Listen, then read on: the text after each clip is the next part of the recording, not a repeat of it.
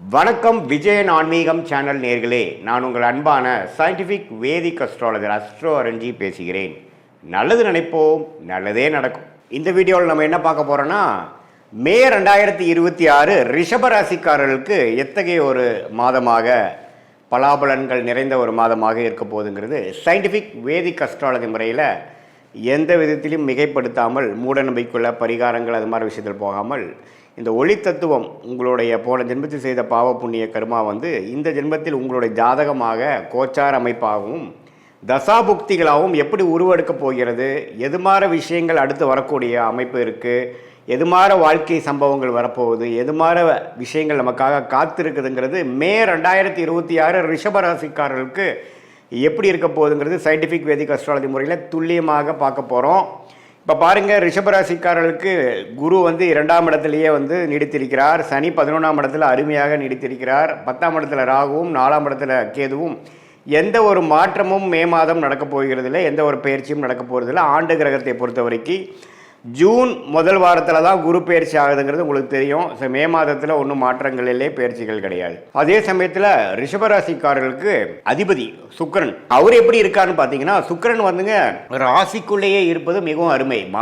மாதம் ஸ்டார்ட் ஆகும் பொழுது சுக்கிரன் ராசிக்குள்ளேயே இருக்கிறார். மாதத்தின் 3வது வாரம் 4வது வாரம் second half of the May month தான் பார்த்தீங்கன்னா 2ஆம் இடம் என்று சொல்லப்படுகிற மிதுனத்துக்கு மாறுகிறார். ஸோ ராசி அதிபதியோட சஞ்சாரம் அருமையாக இருப்பது ஒரு அருமையான விஷயம் ரிஷபராசிக்காரர்களுக்கு. அதே சமயத்தில் சூரியன் புதன் 12ஆம் இடத்தில் இருக்கிறார் முதல் 2 வாரம். அதுக்கப்புறம் செகண்ட் ஹாஃப் பார்த்தீங்கன்னா ராசிக்குள்ளேயே வருவதும் அருமை. ஸோ அதே மாதிரி செவ்வாய் 11ஆம் இடத்திலிருந்து 2வது வாரம் 3வது வாரத்துக்கு அப்புறம் செகண்ட் ஹாஃப் 11ஆம் இடத்துக்கு வருகிறது, 12ஆம் இடத்துக்கு வரார். இது எல்லாம் என்ன காட்டுது அப்படின்னா, நல்லாவே வேலை, தொழில், பணம் அது மாதிரி விஷயங்கள்லாம் கொஞ்சம் ஓரளவுக்கு பிரச்சனை இல்லாமல் இருக்குது. மனசில் கொஞ்சம் சந்தோஷம் இருக்குது. குடும்பத்தில் குதூகலம் இருக்குது. ஏன்னா சுக்கிரன் ராசிக்குள்ளே வரும்பொழுது பார்த்தீங்கன்னா சுவாரஸ்யங்கள் இருக்கும். குரு வேறு 2ஆம் இடத்துலேருந்து நல்லாவே நல்ல அமைப்பில் இருக்கிறார். ஸோ கண்டிப்பாக உங்களுக்கு போன 6 மாதமாக இருந்ததோட மே மாதங்கள் சில விஷயங்கள், காதல் விஷயங்கள், குடும்பத்தில் மனைவியாக இருந்தால் கணவன், கணவனாக இருந்தால் மனைவி, எதிர்பாலத்தின் மேலே கொஞ்சம் அன்பு பாராட்டுற மாதிரி, கொஞ்சம் புரிதல் அதிகமாகிற மாதிரி, சில விஷயங்கள் நல்லது நடக்கிற மாதிரி ரிலேஷன்ஷிப் கெயின் கிடைக்கக்கூடிய அமைப்பு ரிஷபராசிக்காரர்களுக்கு உண்டு.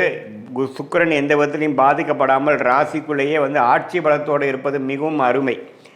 அதே சமயத்தில் சூரியனும் புதனும், ராஜோகாதிபதியாகிய புதனும் மாதத்தின் செகண்ட் ஹாஃப் ராசிக்குள்ளே வருவது மிகவும் அருமை. ஸோ செகண்ட் ஹாஃப் பல விஷயங்கள் நம்மளால் காத்துட்டு இருக்கிற சில விஷயங்கள்லாம் டக்குன்னு நடந்துருச்சு சாமி அப்படிங்கிற மாதிரி கொடுக்கக்கூடிய ஒரு அற்புதமான ஒரு மாதமாக ரிஷபராசிக்காரர்களுக்கு மே 2026 வருகிறதுங்கிறது நம்ம தெரிஞ்சுக்கணும். ஸோ இது ஒரு பொற்காலம்தான். ஏன்னா ராசி அதிபதி சனி பார்வை பெறாமல், ஆனால் என்ன இதில் 3ஆம் பார்வை சனி பார்வை பெறுகிறது. செவ்வாய் வேற சனியோட சேர்ந்துருக்கு. இதில் அதனால் என்ன ஆகும்னா, கொஞ்சம் ஃபஸ்ட் ஹாஃப் சுமாராகவும் செகண்ட் ஹாஃப் இன்னுமே நல்லா இருக்கிற மாதிரி இருக்கும். ஸோ ஃபஸ்ட் ஹாஃபில் பார்த்தீங்கன்னா சில ரிலேஷன்ஷிப் விஷயங்கள், குடுக்கல் வாங்கல் விஷயங்கள், பங்குதாரர் விஷயங்கள், குடும்பம் அமைதி, அதிலெல்லாம் கொஞ்சம் பிரச்சனைகள் தீரும்.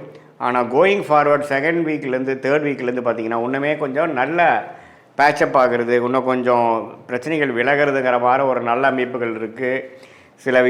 சில வாகனத்தை, பழைய வண்டியை கொடுத்து புது வண்டி வாங்குறது, கார்னு எடுத்துட்டிங்கன்னா ஒரு மேனுவல் வண்டி வச்சுருக்கீங்கன்னா அதை கொடுத்து ஆட்டோமேட்டிக் வாங்குறது, பழைய வீட்டில் சில விஷயங்கள்லாம் மாற்றுறது, பழைய சோஃபா கொடுத்து மாற்றுறது, ஒரு புதுசாக மாடர்னான சில ஃபெசிலிட்டி வாங்குறது, கம்ஃபோர்ட் பண்ணிக்கிறதுங்கிற மாதிரி சில லோன் எடுத்து வாங்கிக்கிறது, அது மாதிரி விஷயங்கள்லாம் ரிஷபராசிக்காரர்களுக்கு அற்புதமாக கொடுக்கக்கூடிய, வசதிப்படுத்திக்கக்கூடிய, சொகுசை இன்க்ரீஸ் பண்ணிக்கக்கூடிய, அதிகரிக்கக்கூடிய ஒரு அற்புதமான மாதமாக மே மாதம் 2026 ரிஷபராசிக்காரர்களுக்கு வருது. சில பேர்த்துக்கு பார்த்திங்கன்னா திருமணம் ஆகாதவங்களுக்கு டக்குன்னு திருமணம் நடக்கிறது, காதல் விஷயத்தில் ஒரு நல்ல டக்குன்னு ஒரு சில விஷயங்கள் கைகூடுறது, அதே சமயத்தில் தொழிலில் கொஞ்சம் அப்படி இப்படி போயிட்டுருக்கிறவங்களுக்கு டக்குன்னு ஒரு கான்ட்ராக்ட் கிடைக்கிறது, ஒரு நல்ல ஆர்டர் கிடைக்கிறது, அது மாதிரி விஷயங்கள்லாம் இருக்குது. இதில் ஒரே ஒரு விஷயம், மாதத்தின் முதல் 2 வீக்ஸ் பார்த்திங்கன்னா செவ்வாய்ங்கிற கிரகம் சனியோடு சேர்ந்துருக்கிறனால கொஞ்சம் பார்ட்னர்ஷிப்பு, மனைவியாக இருந்தால் கணவன், கணவனாக இருந்தால் மனைவிங்களை மட்டும் கொஞ்சம் கருத்து வேறுபாடுகள், பிரச்சனைகள் அப்புறம் விலகலாம். ஸோ ஃபஸ்ட்டு ஆஃப் கொஞ்சம் கேர்ஃபுல்லாக இருக்கணும். செகண்ட் ஆஃப் ஆஃப் மே மாதம் 2026 நல்ல ஒரு அமைப்பாக வருகிறதுங்கிறது நம்ம தெரிஞ்சுக்கணும். வருமானம் வர வேண்டிய பணம் வந்து தேர்டு ஃபோர்த்தில் தான் வருது. இதுதான் வந்து ஒரு ரிஷபராசிக்கு பொதுவான பலன்கள் மே 2026 சயின்டிஃபிக் வேதிக் அஸ்ட்ராலஜி முறையில்.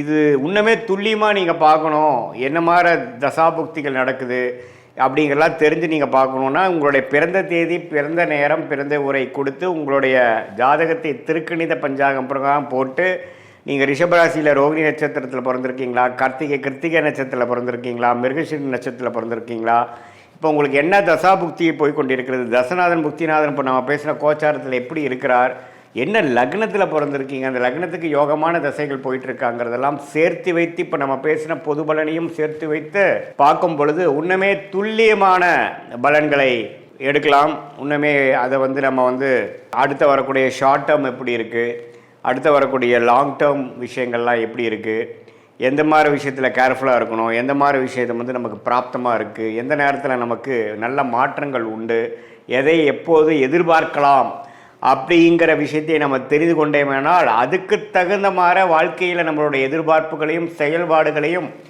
அதுக்கு தகுந்த மாதிரி நாம் வந்து வடிவமைத்து கொண்டு அது பிரகாரம் நம்ம வாழும் பொழுது தேவையற்ற ஃப்ரஸ்ட்ரேஷன்ஸ், தேவையற்ற ரெஸ்ட்லெஸ்னஸ், தேவையற்ற அதிருப்திகள், விரக்திகள், அது மாதிரி விஷயங்கள்லாம் தவிர்த்து எது எப்போ நடக்குமோ அதை கரெக்டான நேரத்தில் கரெக்டான இதில் செஞ்சு எதையுமே நாம் அதிகமாகப்படுத்தி தேவையற்ற விரயங்கள், தேவையற்ற சமய விரயங்கள், தேவையற்ற பொருள் விரயங்களை செய்து அதுக்கப்புறம் பார்த்திங்கன்னா அடடா இது நமக்கு செட் ஆகலை அப்படின்னு தெரிஞ்சு அதுக்கப்புறம் கரெக்டான பாத்துக்கு வரும்பொழுது நமக்கு பணமும் போச்சு, டைமும் போச்சு.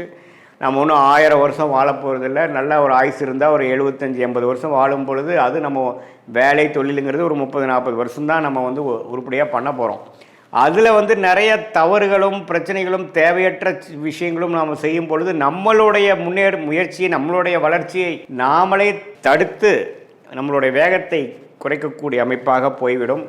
அதற்காக நம்ம இந்திய வேத ஜோதிடம் ஆகிய சயின்டிஃபிக் வேதிக் அஸ்ட்ராலஜி முறையில் நம்ம வந்து உங்கள் பிறந்த தேதி, பிறந்த நேரம், பிறந்த உரை வைத்து உங்களுடைய திருக்கணித பஞ்சாங்கத்தில் ஒரு ஜாதகத்தை போட்டு பொது பலனையும் துல்லியமான பலனையும் சேர்த்து வைத்து பார்க்கும் பொழுது என்ன விஷயங்கள் எப்போ நடக்கும், எது டிலே ஆகும், எது வந்து நடக்கும், வேலையா, தொழிலா, அல்லது வெளிநாடா, உள்நாடா, அரசு உத்தியோகமாக, ப்ரைவேட் செக்டாரா, எது நமக்கு செட் ஆகும், என்ன டொமைன் நமக்கு நல்லா இருக்குது, எந்த கிரகம் வலுவாக இருக்குது, எப்போ வந்து நமக்கு கல்யாணம் நடக்கும், எப்போ குழந்தை பெறும், எது மாதிரி விஷயத்தில் எப்போ பண்ணலாம், நமக்கு லேட் மேரேஜா, ஏர்லி மேரேஜா, காதல் திருமணமாக, அரேஞ்ச் மேரேஜா, இது மாதிரி பிராப்தங்கள் நம்மளை காத்து கொண்டிருக்கிறதுங்கிறது துல்லியமாக எதையுமே மிகைப்படுத்தாமல் உள்ளது உள்ளவாறு நம்ம சயின்டிஃபிக் வேதிக் அஸ்ட்ராலஜி பார்க்கும் பொழுது வாழ்க்கையில் எதிர்நீச்சல் போடாமல் எளிதில் வெற்றி பெற முடியும் என்று சொல்ல விரும்புகிறேன். மீண்டும் மற்றொரு காணொலியில் சந்திப்போம். நன்றி, வணக்கம்.